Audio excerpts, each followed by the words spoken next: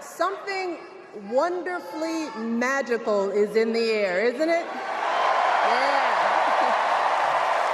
You know, we're feeling it here in this arena, but it's spreading all across this country we love. A familiar feeling that's been buried too deep for far too long. You know what I'm talking about. It's the contagious power of hope. The anticipation, the energy, the exhilaration of once again being on the cusp of a brighter day. The chance to vanquish the demons of fear, division, and hate that have consumed us and continue pursuing the unfinished promise of this great nation, the dream that our parents and grandparents fought and died and sacrificed for. America, hope is making a comeback.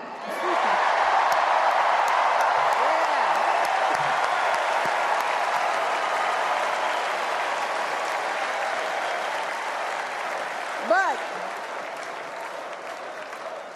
to be honest, I am realizing that until recently, I have mourned the dimming of that hope. And maybe you've experienced the same feelings, that deep pit in my stomach, a palpable sense of dread about the future. And for me, that mourning has also been mixed with my own personal grief. The last time I was here in my hometown was to memorialize my mother, the woman who showed me the meaning of hard work and humility and decency, the woman who set my moral compass high and showed me the power of my own voice. Folks,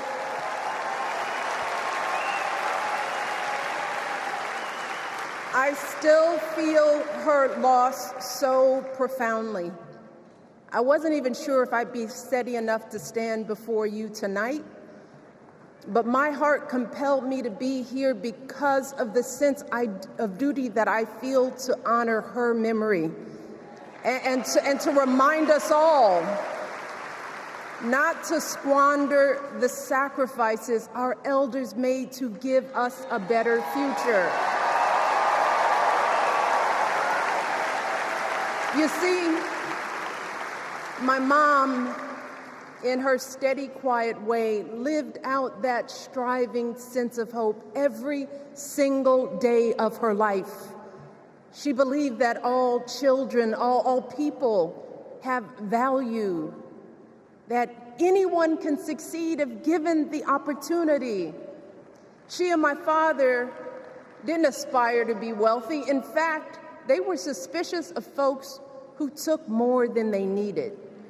They understood that it wasn't enough for their kids to thrive if everyone else around us was drowning. So my mother volunteered at the local school. She always looked out for the other kids on the block.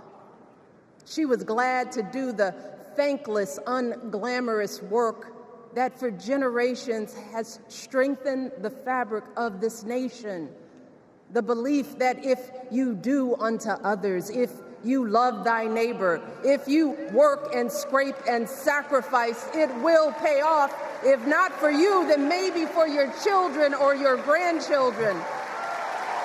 You see, those values have been passed on through family farms and factory towns, through tree-lined streets and crowded tenements, through prayer groups and National Guard units and social studies classrooms. Those were the values my mother poured into me until her very last breath. Kamala Harris and I built our lives on those same foundational values. Even though our mothers grew up an ocean apart, they shared the same belief in the promise of this country. That's why Her mother moved here from India at 19. It's why she taught Kamala about justice, about the obligation to lift others up, about our responsibility to give more than we take. She'd often tell her daughter, "Don't sit around and complain about things, do something." So, with that voice in her head, Kamala went out and she worked hard in school, graduating from an HBCU, earning her law degree at a state school. And then she went on to work for the people, fighting to hold lawbreakers accountable, strengthening the rule of law, fighting to get folks better wages, cheaper prescription drugs, a good education, decent health care, child care, elder care. From a middle-class household, Kamala worked her way up to become Vice President of the United States of America. My girl, Kamala Harris, is more than ready for this moment. She is one of the most qualified people ever to seek the office of the presidency. And she is one of the most dignified. A tribute to her mother, to my mother, and to your mother too. The embodiment of the stories we tell ourselves about this country. Her story is your story. It's my story. It's the story of the vast majority of Americans trying to build a better life. Look, Kamala knows, like we do, that regardless of where you come from, what you look like, who you love, how you worship, or what's in your bank account, we all deserve the opportunity to build a decent life. All of our contributions deserve to be accepted and valued. Because no one has a monopoly on what it means to be an American. No one.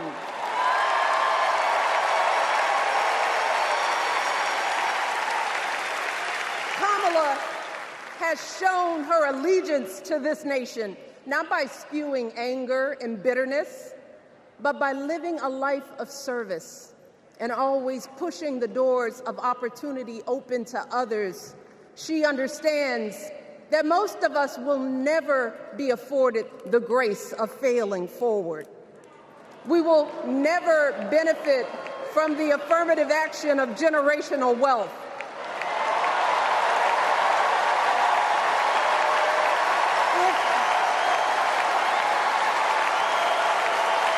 If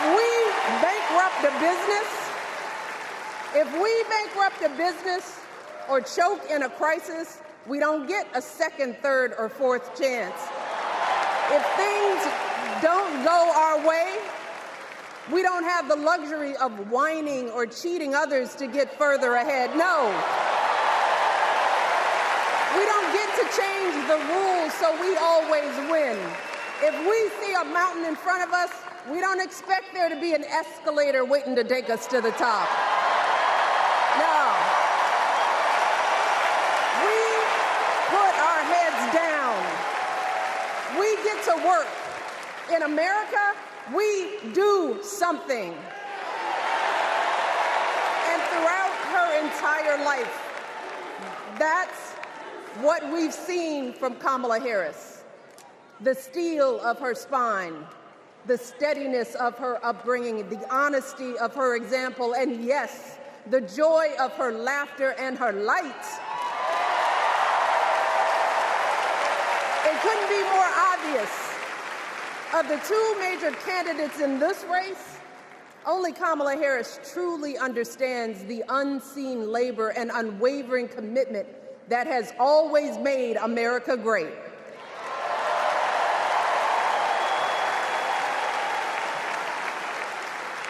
Now, unfortunately, we know what comes next. We know folks are going to do everything they can to distort her truth. My husband and I sadly know a little something about this. For years, Donald Trump did everything in his power to try to make people fear us. See, his limited, narrow view of the world made him feel threatened by the existence of two hard-working, highly educated, successful people who happen to be black.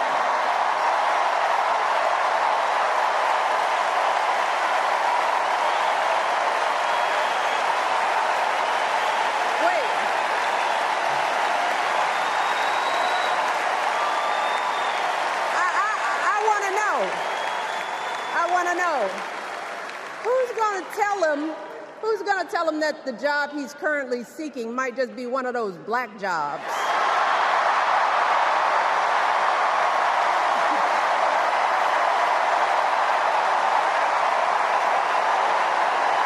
Look, it's his same old con. His same old con. Doubling down on ugly, misogynistic, racist lies as a substitute for real ideas and solutions that will actually make people's lives better. Look, because cutting our health care, taking away our freedom to control our bodies, the freedom to become a mother through IVF like I did, those things are not going to improve the health outcomes of our wives, mothers, and daughters. Shutting down the Department of Education, banning our books, none of that will prepare our kids for the future. Demonizing our children for being who they are and loving who they love, look, that doesn't make anybody's life better.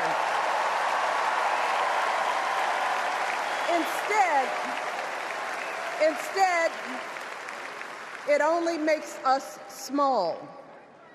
And let me tell you this, going small is never the answer. Going small is the opposite of what we teach our kids. Going small is petty, it's unhealthy, and quite frankly, it's unpresidential.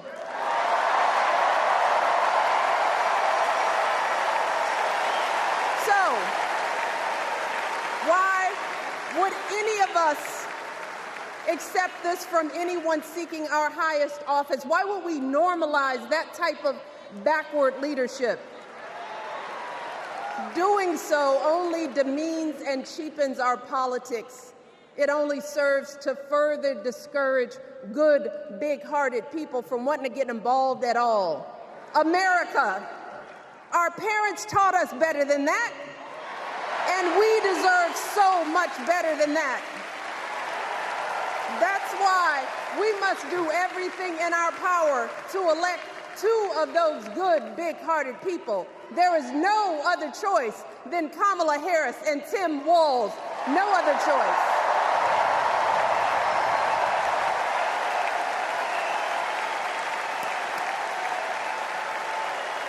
But as we embrace this renewed sense of hope, let us not forget the despair we have felt. Let us not forget what we are up against. Yes, Kamala and Tim are doing great now. We're loving it. They're packing arenas across the country. Folks are energized. We are feeling good. But remember, there are still so many people who are desperate for a different outcome, who are ready to question and criticize every move Kamala makes, who are eager to spread those lies, who don't want to vote for a woman, who will continue to prioritize building their wealth over ensuring that everyone has enough. So no matter how good we feel tonight or tomorrow or the next day, this is going to be an uphill battle. So folks, we cannot be our own worst enemies. No. See, because the minute something goes wrong, the minute a lie takes hold, folks, we cannot start wringing our hands. We cannot get a Goldilocks complex about whether everything is just right. And we cannot indulge our anxieties about whether this country will elect someone like Kamala instead of doing everything we can to get someone like Kamala elected.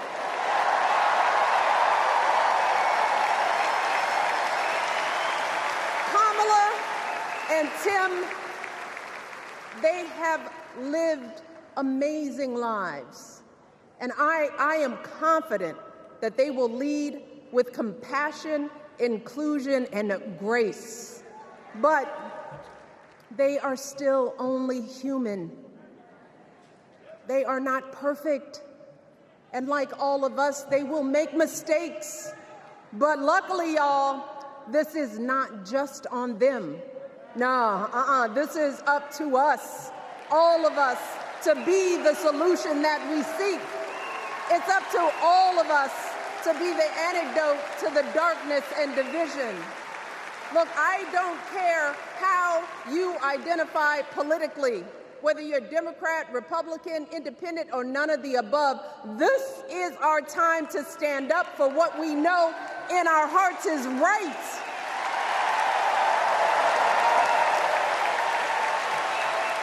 To stand up, not just for our basic freedoms, but for decency and humanity, for basic respect, dignity, and empathy, for the values at the very foundation of this democracy.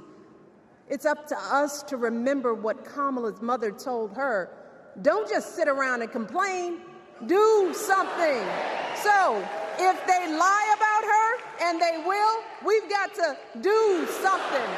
If we see a bad poll, and we will, we got to put down that phone and do something.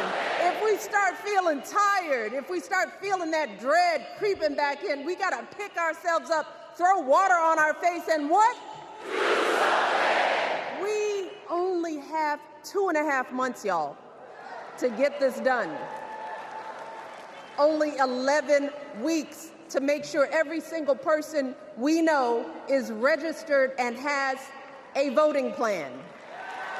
So we cannot afford for anyone America to sit on their hands and wait to be called. Don't complain if no one from the campaign has specifically reached out to you to ask you for your support. There is simply no time for that kind of foolishness. You know what you need to do. So, consider this to be your official ask. Michelle Obama is asking you, no, I'm telling y'all to do something.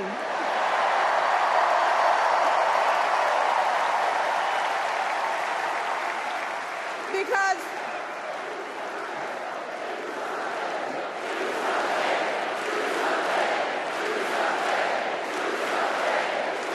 you all, this election is going to be close. In some states, just a handful, listen to me, a handful of votes in every precinct could decide the winner. So we need to vote in numbers that erase any doubt. We need to overwhelm any effort to suppress us. Our fate is in our hands. In 77 days, we have the power to turn our country away from the fear, division, and smallness of the past. We have the power to marry our hope with our action. We have the power to pay forward the love, sweat, and sacrifice of our mothers and fathers and all those who came before us. We did it before, y'all, and we sure can do it again. Let us work like our lives depend on it. And let us keep moving our country forward and go higher, yes, always higher than we've ever gone before as we elect the next president and vice president of the United States, Kamala Harris and Tim Walz. Thank you all. God bless.